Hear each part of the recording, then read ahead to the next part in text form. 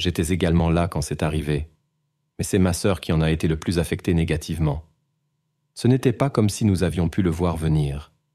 Notre ville natale est petite, pas plus de 20 000 habitants aujourd'hui, et c'était probablement encore moins à l'époque. Nous avons grandi dans une maison très religieuse, où la Bible était lue tous les soirs et où nous allions à l'église 2 fois par semaine. Bien que je ne fasse plus partie de l'église, j'appréciais ces jours-là. Tout le monde était gentil et aimant, et c'était comme avoir une grande famille. En y repensant, notre vie familiale semble avoir été celle d'une famille typique du Midwest. Martina, ma sœur, et moi n'avons jamais manqué de rien. Aucun de nous ne s'est jamais senti mal aimé ou n'a manqué de soutien quand nous en avions besoin. Je dirais presque que nous avions des parents parfaits, ou du moins aussi parfaits que possible. Nous avons toujours une relation très proche, et je n'hésite pas à aller vers eux quand j'ai besoin d'aide avec mes propres enfants. En bref, je me considère très chanceux de les avoir comme parents, et j'aspire à être aussi bon qu'eux l'ont été avec nous. Aussi formidables que soient nos parents, ils ne pouvaient pas nous surveiller 24 heures sur 24. Ils devaient travailler, et nous devions aller à l'école. Depuis la première année, Martina et moi allions dans une école privée chrétienne de notre ville. Comme dans la plupart des écoles ordinaires, nous avions une période de récréation. La nôtre avait lieu après le déjeuner. Et c'est pendant un de ces moments qu'un étranger a décidé de faire son apparition. J'avais 12 ans cette année-là, et Martina en avait 9. Comme l'école était petite, toutes les classes prenaient leur récréation en même temps. Comme toute autre grande sœur, j'ai toujours été protectrice envers Martina. Même quand elle jouait avec ses amis, je m'assurais de la vérifier de temps en temps. Ce jour-là, je parlais avec une autre fille de mon âge quand elle a attiré mon attention sur quelque chose. J'ai regardé et vu Martina parler à un homme près de la clôture. Comme je ne le reconnaissais pas, j'ai commencé à être nerveuse. C'était dans les années 90, et on nous rappelait constamment les dangers des étrangers. Malheureusement, Martina a toujours été amicale avec quiconque était gentil avec elle. Dans un monde parfait, son innocence aurait été adorable, mais notre monde est loin d'être parfait. Je me suis précipité vers notre professeur pour lui dire ce qui se passait. Elle a décidé de courir vers la clôture, et je l'ai suivie de près. L'homme semblait s'enfuir dès qu'il nous a vus arriver. Martina pleurait quand nous l'avons atteinte. La pauvre fille ne comprenait pas pourquoi nous avions fait fuir son amie, et j'ai essayé de le lui expliquer, mais elle était tout simplement trop naïve et pleine de bonté. Après cet incident, je suis resté collé à Martina. Nous mangions ensemble à midi, et je restais près d'elle pendant la récréation. Elle n'aimait pas ça du tout, mais je m'en fichais, et pendant un moment, sa sécurité était tout ce à quoi je pensais. J'en suis devenu tellement obsédé que je faisais des cauchemars où elle se faisait enlever. C'était bien trop de pression pour quelqu'un d'aussi jeune, mais la peur de perdre ma sœur me rendait folle. Mes parents étaient naturellement inquiets et faisaient tout pour expliquer les dangers, mais s'arrêtaient quand ils voyaient Martina sur le point de pleurer. Et maintenant que je suis moi-même parent, je comprends pourquoi. Il y a une ligne fine entre enseigner une leçon importante à vos enfants et détruire leur innocence. À 12 ans, je connaissais déjà les dangers des étrangers, même si je ne comprenais pas encore ce qu'ils avaient réellement prévu de faire. Le simple fait de penser que je pourrais ne jamais revoir ma famille suffisait à me garder en sécurité. Jusqu'à cet incident, nous avions toujours marché pour aller et revenir de l'école, mais après cela, nous avons dû prendre le bus. Cela rendait la journée d'école beaucoup plus longue, et j'ai vite commencé à détester ça. L'école prenait les dangers au sérieux et avait embauché un 2e agent de sécurité pour patrouiller sur le campus pendant la récréation. Toutes les mesures nécessaires semblaient fonctionner, et plusieurs mois passèrent, et il semblait que l'homme était passé à autre chose. Finalement, le niveau d'alerte fut ramené à la normale, et tout le monde reprit sa vie normale. Même le 2e agent fut licencié. Nous pensions tous que nous pourrions revenir à notre ancienne vie. En apparence, l'homme effrayant avait abandonné, mais ce n'était pas le cas. Il avait pris goût à Martina, et tout ce qu'il avait à faire, c'était d'être patient et d'attendre. Nous avions baissé notre garde un jour, et lorsque ce jour est arrivé, il a frappé. Et ce jour est arrivé environ 9 mois plus tard, et ce n'était pas là où nous l'attendions. Cela faisait presque 1 an depuis l'incident à l'école. La plupart d'entre nous avaient repris leurs anciennes habitudes. J'avais commencé à laisser Martina hors de ma vue pendant la récréation, tout comme les enseignants. Le seul agent de sécurité restant passait la plupart de son temps à fumer dans sa voiture. On peut dire que personne n'était préparé à ces eux qui allaient suivre. C'était un samedi après-midi, le premier week-end vraiment agréable et chaud de l'année. Martina et moi étions au parc avec notre mère et des amis. J'avais poussé Martina sur une balançoire quelques minutes auparavant et je buvais maintenant de l'eau à la fontaine. Je suppose qu'elle était seule quand il l'a attrapée. J'ai été alerté par ses cris et je me suis retourné pour voir le même étranger s'enfuir avec elle dans ses bras. J'ai immédiatement couru après cet homme en criant frénétiquement pour ma mère en courant. Elle et quelques autres mères étaient juste devant moi, le poursuivant également. Il semblait qu'il allait s'enfuir, mais à quelques mètres de la voiture, il s'est arrêté et a déposé Martina. Il avait cette expression étrange et aigre sur le visage et tapotait sa chemise. Je me souviens qu'il était sur le point de la reprendre, mais a remarqué que ma mère se rapprochait. Il a hésité un instant avant de se retourner et de courir de nouveau vers sa voiture. Incroyablement, il a laissé Martina derrière lui. Il a atteint sa voiture et est parti à toute vitesse, mais pas avant que ma mère et quelques autres aient pris son numéro de plaque d'immatriculation. Lorsque nous avons finalement rejoint Martina, nous avons vu pourquoi le salaud l'avait laissée. La pauvre fille était tellement terrifiée qu'elle s'était mouillée. Je ne peux pas imaginer la peur qu'elle a dû ressentir. Maman l'a prise dans ses bras et l'a tenue de manière étouffante, et nous avons tous pleuré à chaudes larmes, un mélange de soulagement et de chagrin absolu. Les effets du traumatisme sont apparus presque immédiatement. Lorsque la police l'a interrogée, Martina n'a pas répondu. Elle est restée dans cet état pendant plusieurs mois. Cette petite fille, autrefois vive et bavarde, était maintenant presque catatonique. Peu importe qui lui parlait, elle ne répondait pas. Un regard distant et vide restait fixé sur son visage. Maman est devenue inconsolable, et je ne savais pas quoi faire. Le seul point positif était que nous avions le numéro de plaque d'immatriculation de l'homme, et pendant que nous attendions des nouvelles, maman faisait tout ce qu'elle pouvait pour faire parler Martina. Elle allait voir une longue série de conseillers et de psychiatres, mais peu de choses ont été réalisées. Elle allait finalement parler de nouveau, mais il n'y avait pas de retour en arrière. La confiance aveugle qu'elle avait autrefois était complètement détruite. Et une grande partie de sa vie après cela a été passée seule dans sa chambre, le seul endroit où elle se sentait totalement en sécurité. Elle sortait rarement avec quelqu'un, et si c'était le ça, c'était avec des garçons qu'elle connaissait depuis longtemps. Contre toute attente, elle a finalement trouvé quelqu'un, mais la relation est constamment mise à l'épreuve par ces problèmes et traumatismes de son passé. Une fois qu'il nous a été annoncé que l'étranger avait effectivement été arrêté, notre père s'est porté volontaire pour s'occuper de l'enquête à partir de là. Tout ce que je sais, c'est qu'il est allé en prison, mais je ne sais pas combien de temps ni où il se trouve maintenant. Et s'il est assez stupide pour montrer de nouveau son visage ici, cela ne se terminera pas bien pour lui. Il n'a pas fallu longtemps avant que je remarque que cela m'aidait à maintenir mon poids et à me vider l'esprit après une longue journée de travail. Après avoir obtenu mon diplôme, j'ai continué cette habitude et je la maintiens encore aujourd'hui. Alors que beaucoup de ceux qui m'entouraient étaient devenus diabétiques et hypertendus, les rendant dépendants de multiples médicaments, je n'ai aucun de ces problèmes. En fait, ma tension artérielle est constamment bien dans la norme, tout comme mon poids et ma glycémie. Actuellement, je suis le seul membre de ma famille à pouvoir le prétendre. À l'approche de mon 43 et anniversaire, je ne vois aucune raison d'arrêter ces promenades après le dîner.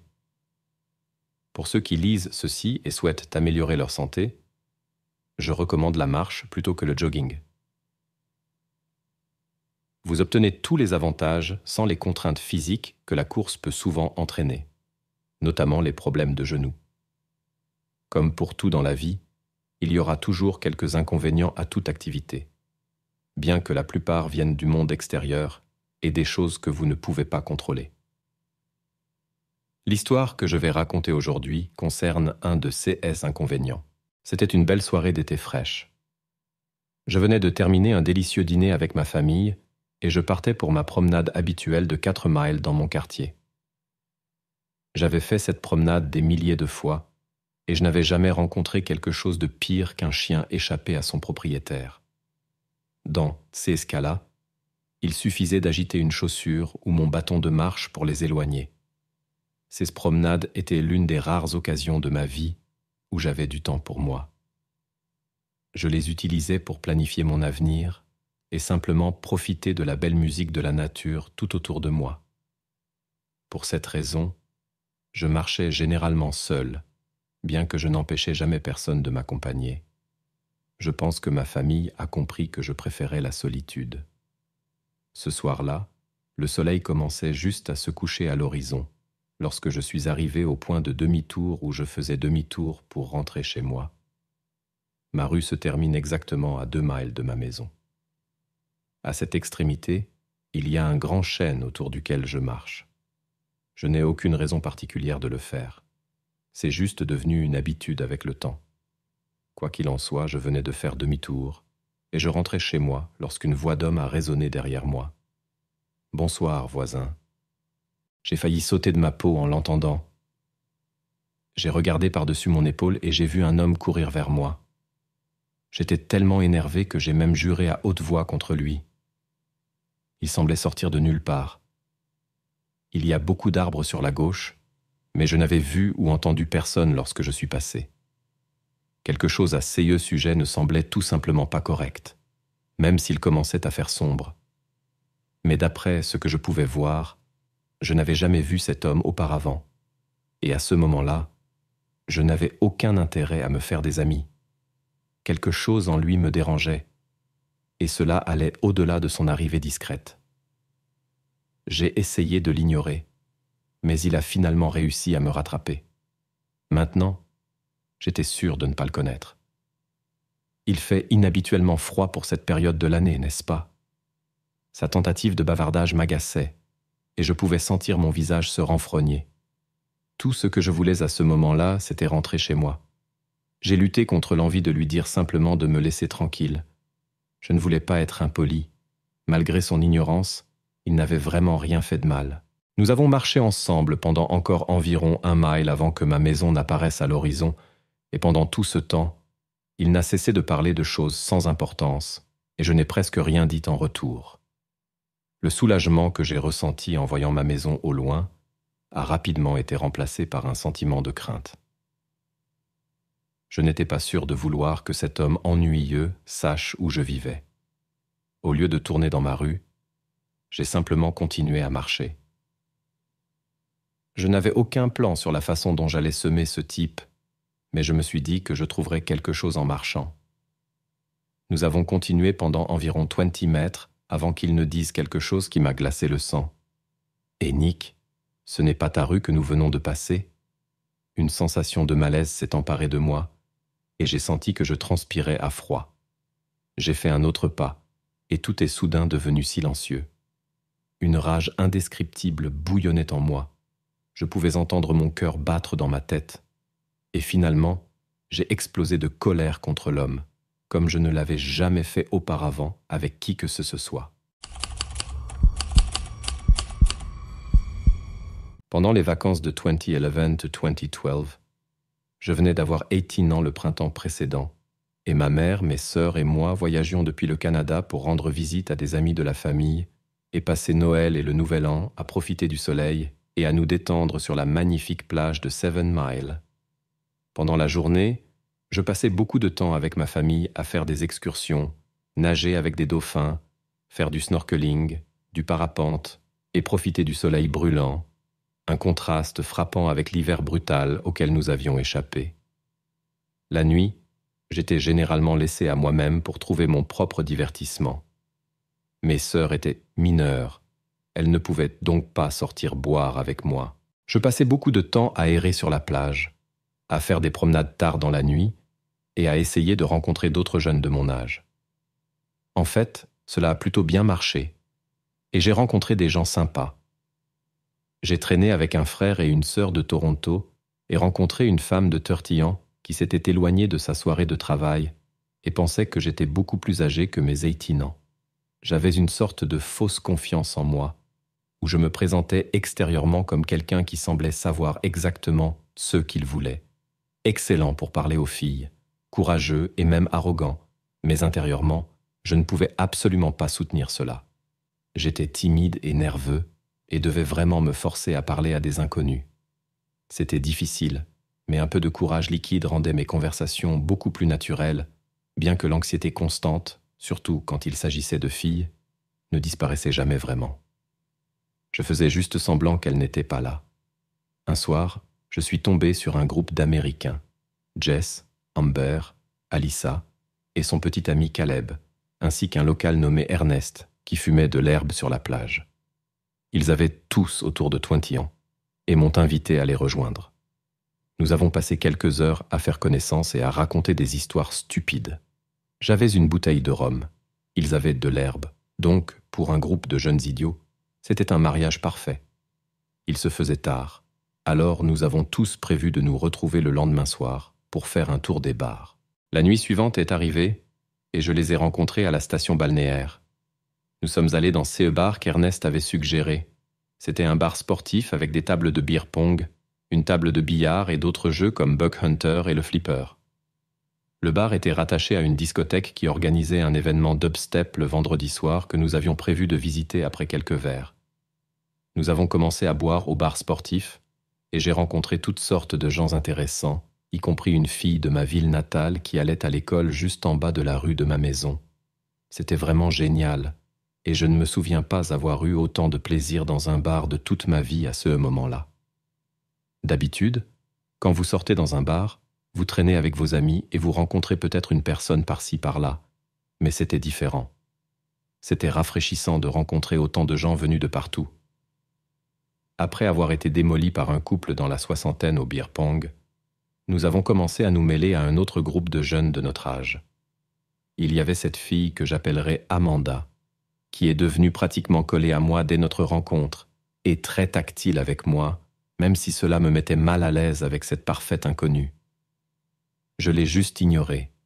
Je ne voulais pas être impoli et je n'étais pas intéressé par ses avances. Non seulement elle ne respectait pas mon espace personnel, mais je n'étais tout simplement pas attiré par elle. J'avais un faible pour Amber, mentionné plus tôt, et je ne voulais pas laisser cette fille se mettre en travers de mon chemin. J'ai été un peu bref avec elle, mais toujours assez amical pour ne pas la contrarier, et certaines des autres personnes de son groupe étaient plutôt sympas, donc j'ai juste laissé passer. Notre groupe de 6 avait pratiquement doublé de taille à CE Stade, alors nous avons tous décidé d'aller à la discothèque. Nous sommes allés au bar et avons commencé à commander des boissons. En essayant d'être le mec cool que je pensais être, j'ai commandé une tournée pour tout le groupe. Tout le monde était plutôt excité, et je me sentais bien.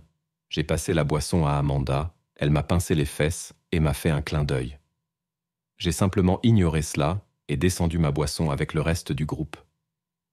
Une bonne vingtaine de minutes ont passé, et je passais un bon moment à danser, boire et discuter avec les Américains que j'avais rencontrés la veille, quand Amanda est venue vers moi et a recommencé à me toucher. « Salut beau gosse », dit-elle. « Tu veux venir danser avec moi ?»« Non merci, ça va », ai-je répondu. « Je me sens tellement mal », répondit-elle. « Allez, ça va être amusant. Je vais vraiment bien, je vais juste traîner avec ces gars-là. » Elle avait l'air déçue, puis elle a complètement changé de comportement, ce qui m'a totalement pris par surprise. « Tu sais, je me sens vraiment mal. Tu as mis quelque chose dans mon verre, hein ? Qu'est-ce que tu racontes ? Ai-je répondu. Tu as définitivement mis quelque chose dans mon verre, n'est-ce pas ? Je n'ai bu que quelques verres, et je me sens tellement mal. C'est ridicule, ai-je proclamé. Pourquoi ferais-je jamais une chose pareille ? Non, tu as définitivement mis quelque chose dans mon verre, et je vais dire à tout le monde ici que tu essayes de me droguer. J'étais totalement abasourdi. Je ne connaissais même pas cette fille, et je ne savais même pas quoi dire. Je sais que des choses comme ça arrivent aux gens, et vous devez être particulièrement prudent avec les étrangers, mais je n'avais certainement rien mis dans le verre de cette personne. Au début, j'étais un peu inquiet. Peut-être que quelqu'un d'autre l'avait fait. Le fait qu'elle utilisait cela pour me menacer m'a convaincu du contraire. Je te jure, je n'ai rien mis dans ton verre. Il n'a rien mis dans ton verre, intervint Amber. Je ne connais même pas vraiment ce gars, mais je peux te dire qu'il n'a rien mis dans ton verre. Comment le sais-tu ? Répondit Amanda.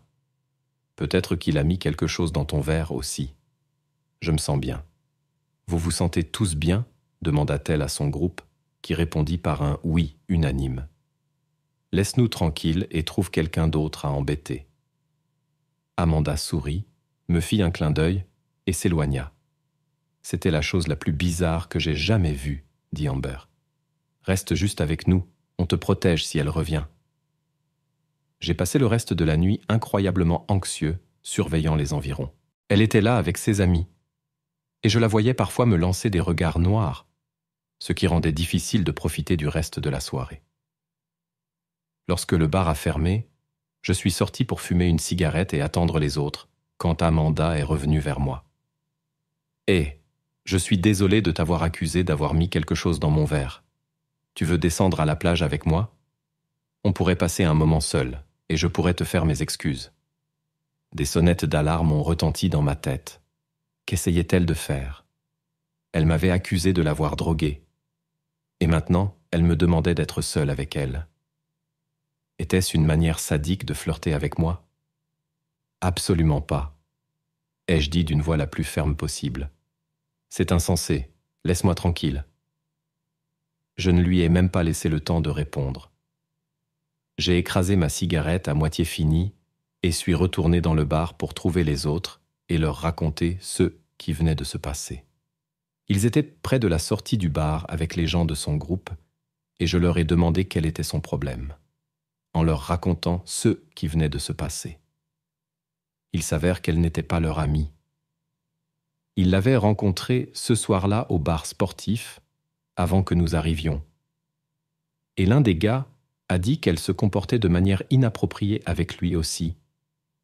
Et quand il lui avait dit qu'il n'était pas intéressé, elle était devenue vraiment bizarre et n'arrêtait pas de lui demander d'être seule avec elle. Quand nous avons quitté le bar, elle était introuvable. Et je ne l'ai plus revue pendant le reste du voyage. Je n'ai aucune idée de ce qu'était son objectif ou son but ultime.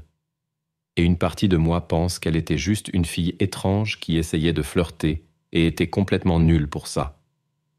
Mais il y a une autre partie de moi qui pense qu'elle avait d'autres intentions qui auraient pu être plus sinistres. Je ne sais pas si c'était une coïncidence ou non, mais Ernest a également disparu après cela, et je ne l'ai plus revu. Donc peut-être qu'il collaborait pour voler des gens.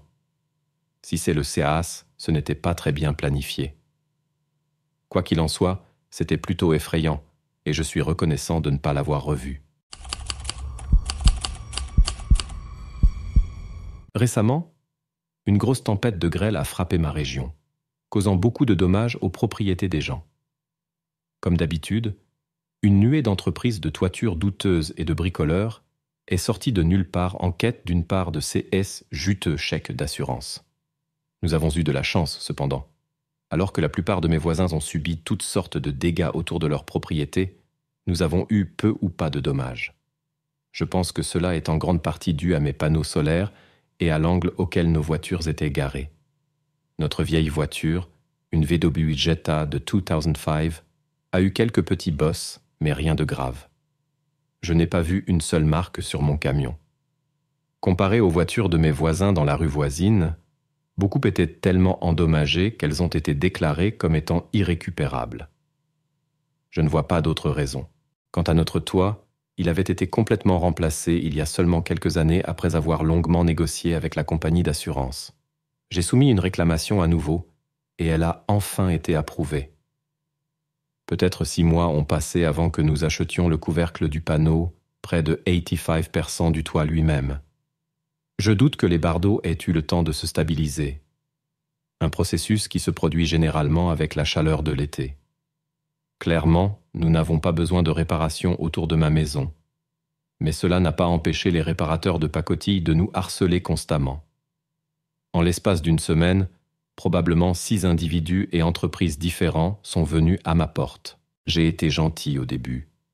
Je leur ai simplement dit que mon toit était neuf et que je n'avais pas besoin de leur service. La plupart ont compris le message et sont partis, laissant peut-être leur voiture derrière eux. Mais quelques-uns ont essayé de me convaincre que je me trompais. Ce genre de comportement me met hors de moi. Quand j'ai souligné que le toit ne pouvait pas être endommagé sans aussi abîmer les panneaux, ils ont réalisé avec quel genre de personnes ils avaient affaire et cela a mis fin aux visites. Personne ne me trompait, ou du moins c'est ce eux que je pensais. Puis l'homme qui allait me prouver le contraire est arrivé 2 ou 3 jours après la tempête.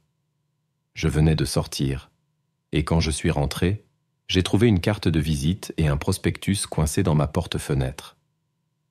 Bien que le nom sur la carte ne m'était pas familier, j'ai remarqué qu'il représentait mon propre assureur. Je me suis demandé pourquoi ils enverraient un représentant me parler. Ils devaient savoir qu'ils avaient payé pour un toit il n'y a pas si longtemps. J'ai brièvement pensé à les appeler, mais cela ne valait pas l'effort.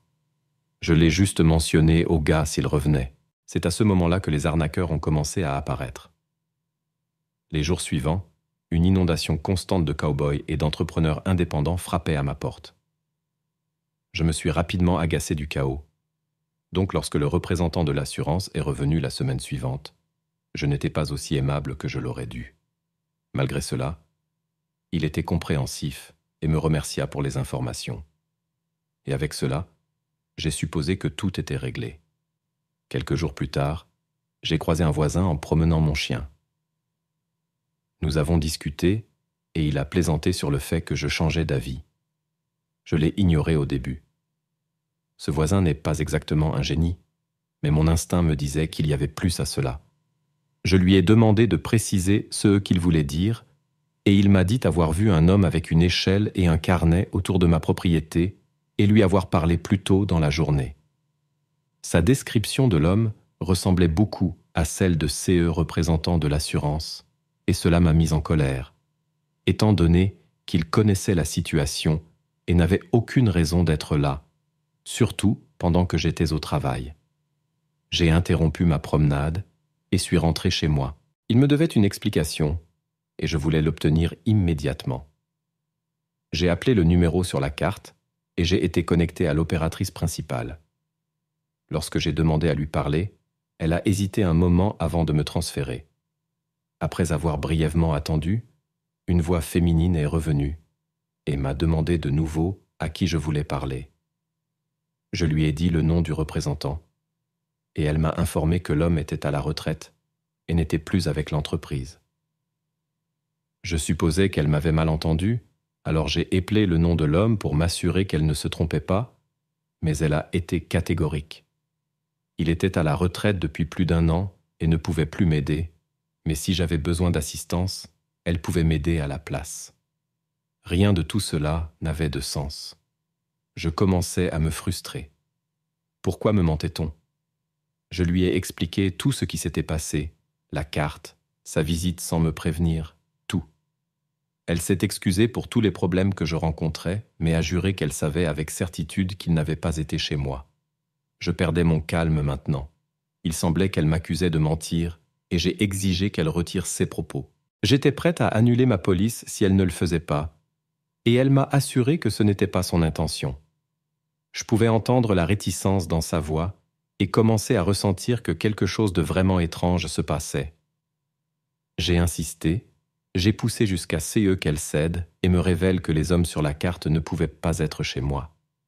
Non seulement il était à la retraite depuis presque 2 ans, mais il avait été contraint de le faire à cause d'une maladie terminale qui l'avait tué peu de temps après.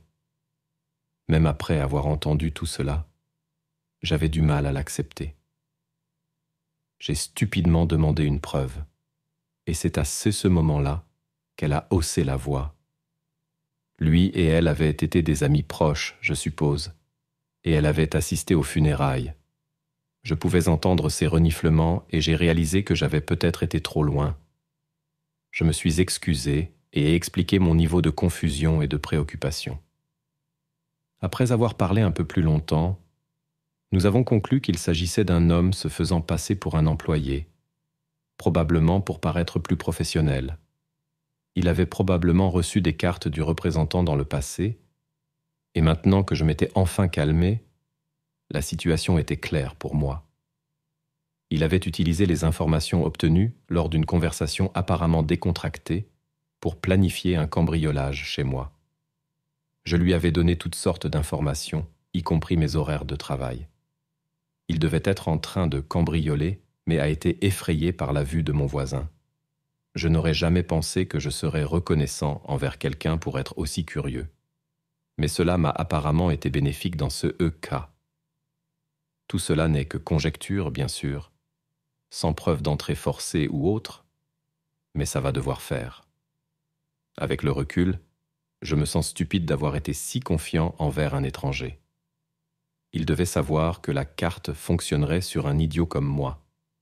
Ça explique aussi pourquoi il était si indulgent face à ma brusquerie. À la lumière de ce qui est arrivé, je ne parle plus aux inconnus qui frappent à ma porte pour des raisons évidentes. Je conseille à quiconque lisant ceci, s'ils ont la malchance d'avoir un temps sévère dans leur région, de se méfier des personnes que cela attire. Je pensais être sage face à tous les trucs, mais ils m'ont prouvé le contraire.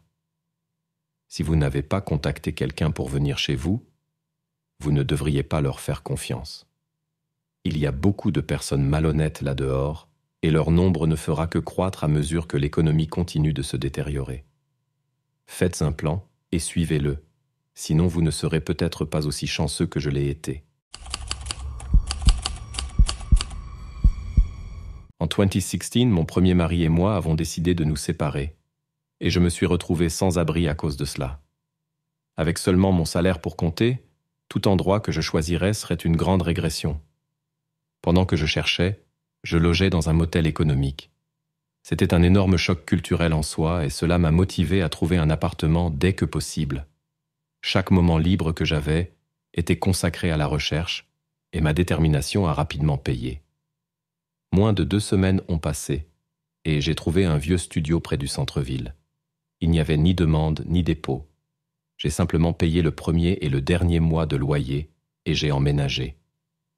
Comme je n'avais guère plus que des vêtements, le processus n'a pas pris longtemps.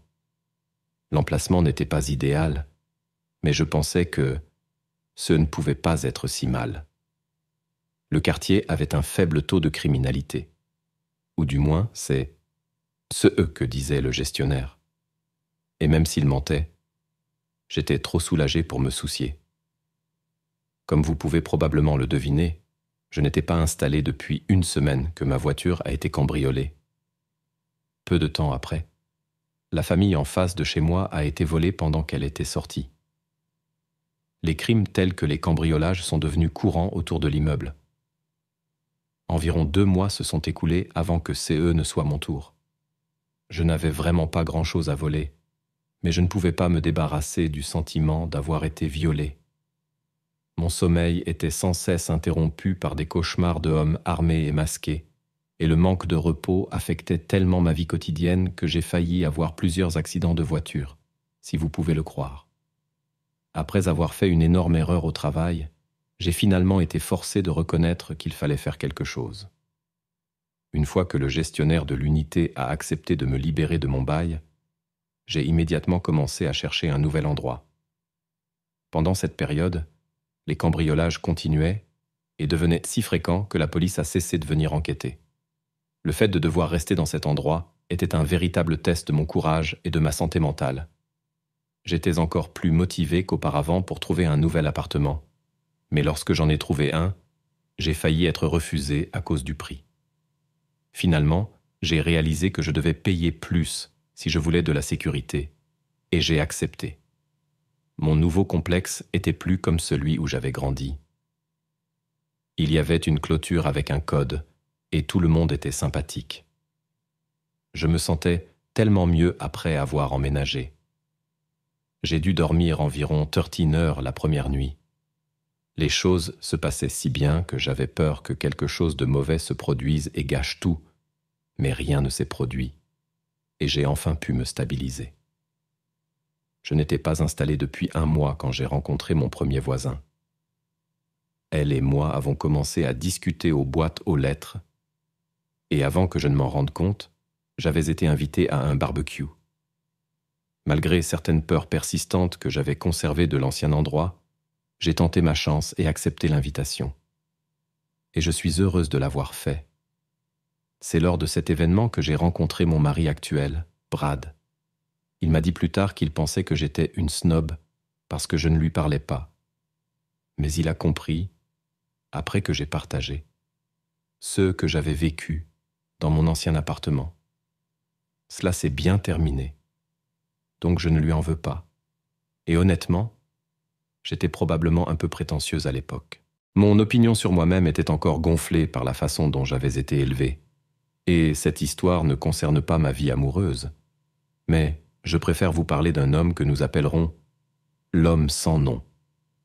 Je l'ai vu presque tous les jours pendant 1 mois. Et je suis sûr que je n'étais pas la seule. Je vérifiais ma boîte aux lettres tous les jours après le travail, et je le voyais faire la même chose, ou du moins je le pensais à l'époque. Ma curiosité a bientôt pris le dessus, et j'ai essayé d'engager la conversation. Il était toujours juste trop rapide. Après avoir parlé à quelques-uns de mes voisins, j'ai découvert qu'ils avaient des situations similaires. À l'exception du jeune fils d'une femme, personne n'avait jamais échangé un seul mot avec lui. Personne ne connaissait même son nom. Le garçon que j'ai interrogé a changé de sujet et s'est ensuite précipité vers son appartement. Le seul endroit que nous savions sur lui était la localisation de son appartement. Les gens autour de lui disaient qu'ils le voyaient ou l'entendaient rarement, et il était vraiment une énigme pour tout le monde dans le complexe. Et toute information disponible se répandait comme une traînée de poudre d'un résident à l'autre. Une femme était si désespérée qu'elle s'est jetée sur lui, seulement pour être rejetée. Toute la saga a pris une toute nouvelle dimension lorsque l'homme sans nom a disparu soudainement. Toutes sortes de théories et d'idées ont été proposées, mais aucune n'a pu être prouvée. Évidemment, nous avions presque oublié de lui quand la vérité est sortie, et elle était bien plus folle que ceux que nous avions imaginés. 1 mois s'était écoulé, et je rentrais de la boîte aux lettres quand l'un de mes voisins m'a arrêté et m'a dit que l'homme avait été arrêté. Je lui ai demandé pourquoi et elle n'a pas voulu me le dire. Tout ce qu'elle a dit, c'est de vérifier le journal. Je suis rentré dans mon appartement et j'ai ouvert le journal local sur mon ordinateur, et vous ne devinerez jamais ce qui s'était passé. Selon l'article, la police avait reçu un appel de notre complexe indiquant qu'un homme non identifié avait squatté dans une de nos unités abandonnées. Le squatteur a été arrêté sans résistance. Lorsque les agents ont fouillé l'unité, plus de 5 000 $ d'objets volés ont été découverts à l'intérieur. Les objets allaient des téléphones portables aux ordinateurs portables. D'autres détails ont été publiés dans les semaines suivantes. Dans le cadre d'un accord de plaidoyer, l'homme a avoué avoir cambriolé près de 100 appartements et maisons à travers la ville. L'un des complexes qu'il a admis avoir ciblé était l'endroit dont j'étais parti quelques mois auparavant, et mon esprit était bouleversé. Les chances que cela soit arrivé étaient astronomiques. Il semble que le seul endroit qu'il n'ait pas cambriolé était le complexe où il vivait en fait. Je ne peux que supposer qu'il pensait que cela attirerait trop l'attention sur lui, et il ne savait pas que sa tentative de dissimulation était CE qui le distinguait. La seule chose que j'ai entendue était comment il avait pu rester si longtemps dans l'unité sans être remarqué. J'ai quelques théories, mais elles ne sont pas assez importantes pour être incluses ici. Jusqu'à ces jours, cela reste la période la plus effrayante et étonnante de ma vie. Je suis un jeune homme de 19 ans, actuellement sur le point de terminer ma première année à l'université de Rice. Jusqu'à récemment, mon père a servi dans l'armée des États-Unis, ce qui a conduit notre famille à beaucoup déménager. Lorsque j'ai atteint l'adolescence, ma mère en a eu assez de cette vie de base en base, et nous avons enfin décidé de nous établir quelque part. Mon père était souvent en déploiement pendant cette période, et je ne le voyais que de temps en temps. Ma mère et moi avons trouvé une petite maison de 2 chambres en Virginie, et avons adopté un petit chien au refuge. J'ai enfin pu vivre comme un enfant ordinaire et me faire des amis dont les parents n'étaient pas des soldats. Nos voisins étaient très sympathiques et organisaient souvent des barbecues de quartier pendant les vacances d'été. J'ai embrassé ma première petite amie lors d'une fête du four juillet et j'ai rencontré mon meilleur ami le premier jour d'école. C'était la vie dont j'avais toujours rêvé, et bien que cela ait été relativement court, j'ai apprécié chaque minute. Malgré toutes les erreurs que ma mère avait faites dans ma vie, cette décision compense presque tout. Je mentionne ma relation tumultueuse avec ma mère uniquement pour en venir au sujet de ce message. Nous vivions dans la maison depuis 1 an lorsque j'ai remarqué qu'un homme et un jeune garçon commençaient à passer devant tous les jours. Cela a duré plus d'1 mois avant que j'en parle à ma mère. J'étais honnêtement juste curieux de savoir si elle savait quelque chose sur ce duo. Au lieu de dire non, elle m'a fait un long discours sur le fait de me mêler de mes affaires. J'ai gardé le silence après cela. Même lorsque nous voyions les deux autour de la ville, je ne disais rien. Ma mère a essayé de les évoquer 1 fois, mais comme je n'ai pas mordu à l'hameçon, elle ne les a plus jamais mentionnés non plus. En général, chaque fois que nous les voyions, ils se trouvaient autour du même carrefour très fréquenté, semblant mendier de l'argent. L'homme tenait un panneau disant « Vétéran handicapé, je ne peux pas travailler. Mon fils et moi avons besoin de votre aide. Toutes les donations sont acceptées. » L'homme se tenait près d'un poteau de signalisation pendant que le garçon allait de voiture en voiture avec une boîte de café. J'étais triste au début, mais j'ai vite découvert la vérité. C'était une soirée d'automne humide lorsque ma mère et moi quittions Walmart. Le parking était tellement plein que nous avons dû nous garer à l'arrière du magasin. J'aidais à charger les sacs dans la banquette arrière lorsque j'ai remarqué que l'homme et le garçon couraient vers une camionnette Dodge presque neuve et montaient à bord. J'ai fait un double prise juste pour être sûr.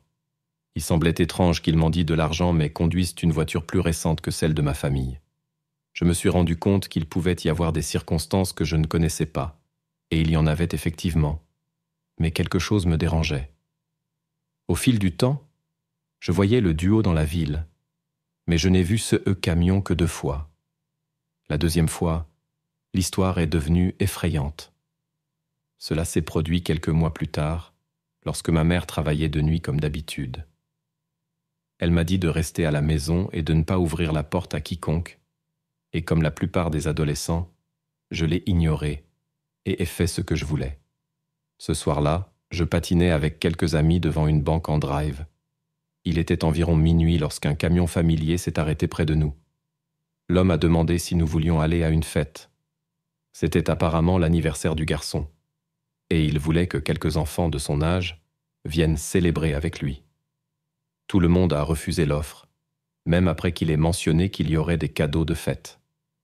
Ils ont proposé une fois de plus avant de partir. Réfléchir à la situation semblait étrange et je ne devais pas être le seul à le ressentir. Ce n'est que plus tard que je découvrirai à quel point notre choix avait été sage. 2019 est vite devenu 2020 et, comme vous vous en souvenez peut-être, des choses folles se sont produites. J'ai continué à voir les 2 hommes marcher dans ma rue et mendier à l'intersection jusqu'au jour où ils ont tout simplement disparu. J'ai remarqué qu'ils avaient probablement déménagé, tout comme ma famille l'avait fait tant d'autres fois. C'était un mode de vie qu'ils connaissaient très bien. Le confinement est vite arrivé, et mon attention s'est concentrée sur autre chose. Mon père est vite revenu à la maison pour un moment, et j'ai passé tout mon temps avec lui. Ce n'est que longtemps après la fin du confinement que les 2 inconnus ont de nouveau attiré mon attention. Je parcourais Twitter lorsque j'ai vu une photo d'un homme lié à un titre. J'ai cliqué sur le lien et j'ai eu la surprise de ma vie. Selon l'article, le jeune homme, dont le nom n'a pas été révélé car il était mineur, s'était rendu au commissariat local et avait raconté une histoire incroyable. Au début, les agents ne l'ont pas cru, mais après avoir fait quelques recherches, ils étaient impatients d'en savoir plus. Quelques années avant son arrivée dans notre ville, l'homme adulte, je ne partage pas son nom, cette canaille mérite d'être oubliée. avait kidnappé le jeune homme dans une gare routière de Saint-Louis. Pendant plusieurs mois, l'homme a maltraité le garçon jusqu'à ce qu'il en ait assez de lui. Au lieu de se débarrasser de lui, il a commencé à utiliser le garçon pour attirer d'autres jeunes hommes dans son piège. Le duo se déplaçait de ville en ville, mendiant pendant la journée et traquant leur proie la nuit. Le garçon a estimé que l'homme avait maltraité environ 25 à 30 autres enfants pendant le temps qu'il voyageait avec lui. Il a insisté sur le fait qu'il n'avait jamais participé aux événements proprement dits, son objectif étant uniquement de faire monter les jeunes dans le camion. Bien que de nombreux jeunes hommes aient été relâchés vivants, le garçon a déclaré qu'il était presque certain que certains n'avaient pas eu cette chance. Dans un sas, il a déclaré que l'homme avait du sang sur ses vêtements après avoir abandonné un jeune homme sur la route. Lorsqu'il a posé des questions sur le sang, l'homme est devenu agressif et n'a donc pas insisté. Cependant, n'ayant pas été témoin de tout cela en personne, il n'a pas pu fournir de nom ni de lieu. Ce mode de vie sombre s'est poursuivi jusqu'à la mi-2020, lorsque le vieil homme a en fait contracté le Covid et est mort. N'ayant nulle part où aller, le garçon a décidé de raconter son histoire dans l'espoir que quelqu'un pourrait l'aider à retrouver sa famille. Au moment où l'histoire a été écrite, l'enquête était encore à ses débuts, et je ne sais pas combien de découvertes ont été faites depuis. Si j'apprends quelque chose de nouveau pendant les vacances d'été, je publierai une mise à jour. L'article m'a plongé dans un état de choc pendant plusieurs jours après l'avoir lu. J'avais été suspicieux des deux dès le départ, mais réaliser à quel point j'avais été proche d'être agressé et peut-être tué était trop difficile à supporter. J'ai brièvement pensé à partager l'histoire avec ma mère, mais j'ai rapidement changé d'avis, considérant son comportement dès le départ et le fait que j'étais sorti contre ses souhaits. Cela ne semblait pas judicieux, et autant que je sache, elle n'en sait toujours rien. Il ne serait pas surprenant que quelque chose d'aussi important soit perdu. Elle a toujours été très centrée sur elle-même, au détriment de son entourage. Et c'est tout, ce que je sais pour l'instant. Il n'y avait aucune information sur CE qu'était devenu le garçon, et il serait probablement un adulte maintenant. Et pour autant que je sache, il pourrait être un camarade de mon école, ou même de la vôtre. Il est également possible qu'il ait adopté les coutumes de ses compagnons. On dit que la plupart des personnes qui ont été maltraitées sont désormais des agresseurs. Ce soir, il pourrait y avoir un jeune homme errant dans les rues à la recherche de sa prochaine victime. Et si quelqu'un lit ceci et a un fils adolescent, il pourrait être utile de partager son histoire avec lui. Cela pourrait préserver son innocence et, plus important encore, éventuellement lui sauver la vie. Depuis aussi longtemps que je me souvienne, j'ai toujours voulu devenir infirmière. Lorsque le moment est venu, mes parents ont payé pour que je puisse suivre le programme de soins infirmiers dans le collège communautaire près de chez moi. Ma dernière année de lycée aurait dû être un signe de CE qui allait arriver, et malgré tout mon travail acharné, cela ne s'est tout simplement pas réalisé. J'ai réussi à terminer la première année, mais mes notes étaient si mauvaises que je n'ai pas été autorisé à me réinscrire pour ma deuxième année. Mes parents étaient déçus d'entendre cela, mais personne n'était aussi triste que moi. Je me sentais comme un échec pendant longtemps. Après quelques mois, j'ai repris mes esprits et commencé à planifier ma prochaine étape. Pour l'instant, je n'avais pas de chemin clair pour ma vie, mais j'étais certaine d'une chose avant tout. Mes parents méritaient d'être remboursés. Ils insistaient naturellement sur le fait que CE n'était pas nécessaire, mais j'avais déjà pris ma décision, et personne ne pouvait la changer. Sans emploi, cela ne serait tout simplement pas possible, alors j'ai commencé à chercher dès le lendemain. Il n'a pas fallu longtemps avant que je sois embauchée dans un petit dîner en centre-ville. Je n'avais jamais été serveuse auparavant, mais c'était un emploi rémunéré. Et c'était tout ce qui comptait pour moi à ce moment-là. J'ai pris ce nouvel emploi assez rapidement. Ce n'était pas aussi difficile que je l'avais vraiment imaginé. La prise de commande était la partie la plus difficile, mais une fois que j'avais appris, le reste était plutôt facile. Je travaillais au dîner depuis environ 3 mois lorsque John est arrivé pour la première fois pour le déjeuner. John, comme il m'a demandé de l'appeler, était un homme plus âgé, mince et nerveux, et il portait toujours une casquette avec une croix dessus. Ce premier dimanche, il se trouvait juste dans ma zone, et dès lors, il a fait en sorte d'être toujours assis, là où je travaillais. Je pouvais dire qu'il était spécial dès le début. Je me sentais étrangement à l'aise en lui parlant. Nous avions échangé nos noms avant même que j'aie eu la chance de lui apporter son café. C'était comme parler à un membre de la famille, et malgré sa réserve, il était très honnête sur sa vie et les erreurs qu'il avait commises. Un de ces dimanches, j'ai mentionné ses tatouages, et il a commencé à me parler de lui. J'ai été choqué lorsqu'il a dit qu'il avait purgé 20 ans de prison plus tôt dans sa vie. Ma perception de à quoi ressemblait un criminel a changé considérablement après l'avoir rencontré. Sa jeunesse et le début de ses années 20 étaient chaotiques. Son abus d'alcool et de drogue l'avait conduit à une vie de crime. Un jour, il s'est retrouvé plongé jusqu'au cou dans un complot pour cambrioler une banque. Le cambriolage ne s'est pas bien déroulé, et après qu'un membre du public ait été blessé, il a dû se mettre en fuite. Il a finalement été attrapé. Son refus de nommer les autres membres de la bande a signifié qu'il a reçu la peine maximale, et après avoir purgé la majorité de sa peine, il a été libéré. Je suppose dans les années 2000, mais depuis ce temps, il avait gardé une conduite irréprochable, et la plupart de sa vie était maintenant consacrée entre le travail et l'église. Il venait juste de quitter les services, dimanche-là, lorsqu'il est venu au dîner pour la première fois. Si j'étais une personne religieuse, je pourrais penser que nous étions destinés à nous rencontrer. C'était lors d'une de ces autres visites du dimanche où ma raison de servir des tables a été abordée. John a demandé pourquoi une fille aussi intelligente que moi servait de la nourriture. Je lui ai parlé de mes rêves de devenir infirmière et de mon échec à l'école. Il a parlé des regrets et des échecs dans sa vie. En partant ce jour-là, il m'a encouragé à réessayer l'école avant que je ne sois trop vieille. Selon lui, tout ce dont j'avais besoin était un peu d'expérience de vie et je ferais mieux la prochaine fois. Je savais qu'il était juste gentil pour moi, mais je dois admettre que son énergie était très motivante. Je pensais que mon rêve était dans le passé, mais entendre ces mots encourageants m'a prouvé le contraire.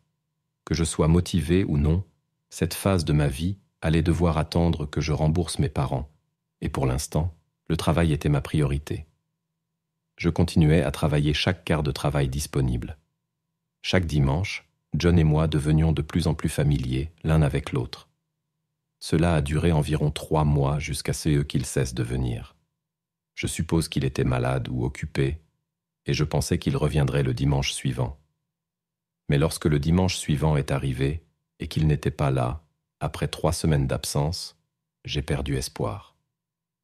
C'était un jour triste lorsque j'ai réalisé qu'il ne reviendrait pas. Il était devenu une sorte de figure paternelle pour moi durant ce court laps de temps. Et ces mots encourageants m'avaient tiré du trou de déception dans lequel j'étais depuis l'année écoulée. Malheureusement, la vie est une série de rencontres et d'adieux. Je suppose que je me suis relevé et que j'ai simplement continué mon travail. Bientôt, j'avais presque oublié John, et 5 mois passèrent. Un après-midi, je faisais quelque chose à l'arrière lorsque le chef cuisinier m'a dit que quelqu'un voulait me parler. Je suis sorti et j'ai vu un homme d'âge moyen près de la caisse. Il s'est présenté comme un policier de notre département local. Lorsque je lui ai demandé ce qu'il voulait, il m'a remis une enveloppe manilla avec mon nom écrit dessus. Il a poursuivi en me disant que John l'avait laissé pour moi. J'étais naturellement confuse et j'ai demandé ce que c'était. Il ne pouvait pas me le dire et je commençais à m'agacer. En insistant, il a clairement indiqué qu'il ne pouvait rien dire d'autre que John était décédé.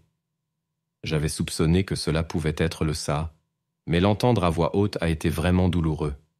Je n'avais pas le cœur à continuer après cela, alors j'ai simplement remercié le détective et il est parti avec l'enveloppe en main. Je suis retourné à l'arrière pour l'ouvrir. Je souhaite maintenant ne jamais l'avoir fait. À l'intérieur se trouvait une pile d'argent avec un élastique autour. Ma bouche est devenue de plus en plus sèche en le comptant. Je l'ai recompté plusieurs fois et suis arrivé au même montant, $10 000. Avec l'argent, Il y avait une note qui disait « Si tu lis ceci, je suis mort. Je voulais te le donner moi-même, mais mon ancienne vie m'a rattrapé. Prends cela et rembourse tes parents. Utilise le reste pour retourner à l'école. Tu es trop intelligente pour servir des tables dans un boui-boui graisseux. La vie est trop courte pour avoir des regrets. Bonne chance et ne renonce pas à tes rêves. Tu es capable. » En bas de la page se trouvait sa signature complète, un nom que je n'avais jamais eu l'occasion d'apprendre. Un flot d'émotions m'a envahi à ces moments-là.